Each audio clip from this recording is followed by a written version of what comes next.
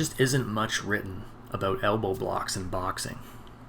Official boxing rules state that you cannot hit with your head, shoulder, forearm, or elbow, but they don't mention elbows in any other capacity. That's the case in most combat sports, even ones that allow you to strike with the elbow, like Muay Thai and mixed martial arts. Even in rule sets that discuss elbow strikes, talk of elbow blocks and parries is scarce. So can you block with the elbow? Yes.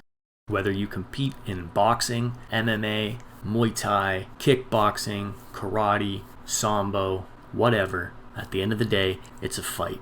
And if a technique isn't expressly prohibited in the rules, it's fair game. Besides, almost everyone uses the elbow to block already. There's nothing controversial about it. Tucking the elbow and tilting into body shots is a day one fundamental technique that coaches everywhere teach as basic defense. But why aren't these coaches talking about using the elbows to block and parry headshots? We see all this stuff in traditional martial arts, Wing Chun and Kung Fu and karate, but you'll only find it on the fringes of boxing in, let's say, controversial systems like the 52 blocks by Light Burley. And yet, if you spend any time at all studying film, you'll see some of the greatest fighters of all time using elbows to block and parry punches to the body and head. These are definitely advanced techniques. You need to understand distance and range and advanced concepts like defensive traffic and how to change looks. But with the right coaching and plenty of drilling, elbow blocks and parries work. So first, let's dig into the basics, talk a bit about position and theory.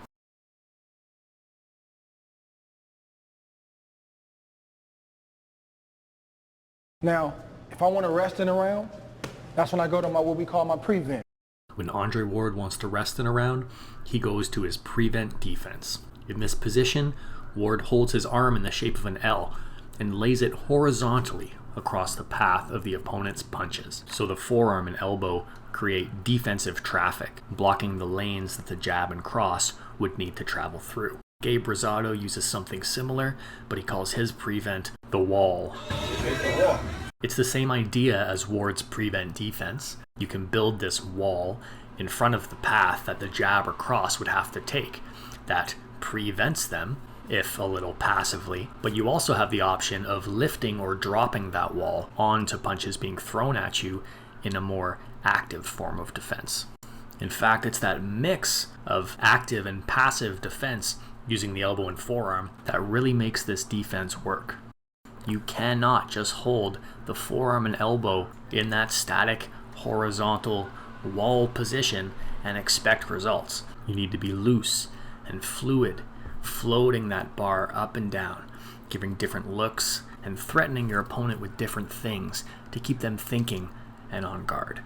In this clip, Ward is seamlessly going from an extended long guard position to that L shape, his prevent defense, and from there he's controlling Kovalev's shoulders, touching his gloves, setting up handle pivots. He's trapping, he's pushing, all these different threats that he's showing to make the position work. Now, this is only an introductory video, guys, so I'm not going to dive too deep into the prevent or the wall or what I call the L guard, but that should be enough to get you started. Now I just want to look at some specific techniques to use from that position.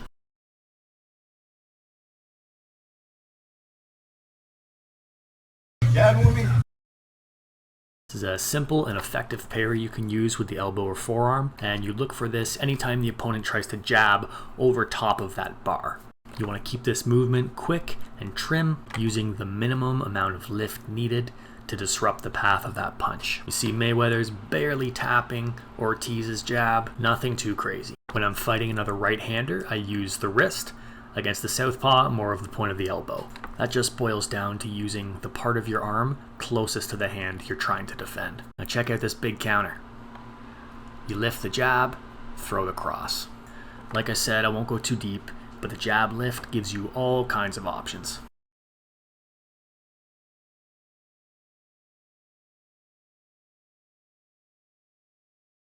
Lifting the cross is really similar.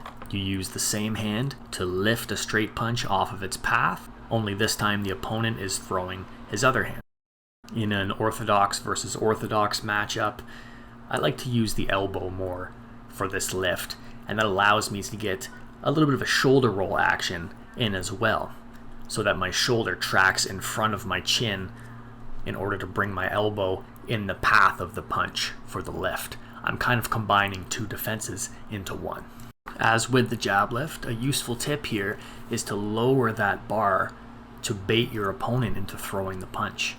Present a false opening, encourage them to throw when you want them to throw, execute the lift, and counter hard from there.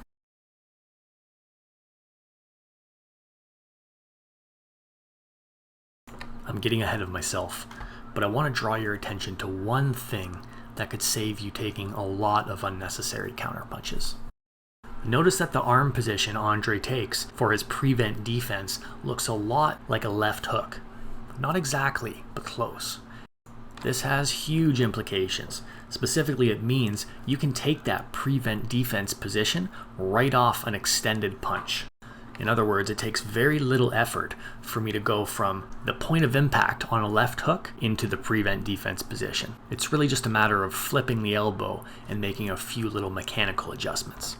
So what does that mean? It means anytime your opponent tries to catch and counter, slip and counter, roll and counter, pull and counter, basically anytime they try to come over your left hook with a counter punch, you can just flip the elbow and deny it. It works with the jab, it works with the cross, it works with the hook. Guys, I hope you enjoyed this introductory video. Elbow defense is a complex subject, and there is lots more to talk about, many drills to share, and many more techniques to dig into. If that interests you, comment below and let us know what you want to see. And of course, like and subscribe for weekly videos here, and visit shortboxing.com for more boxing guides.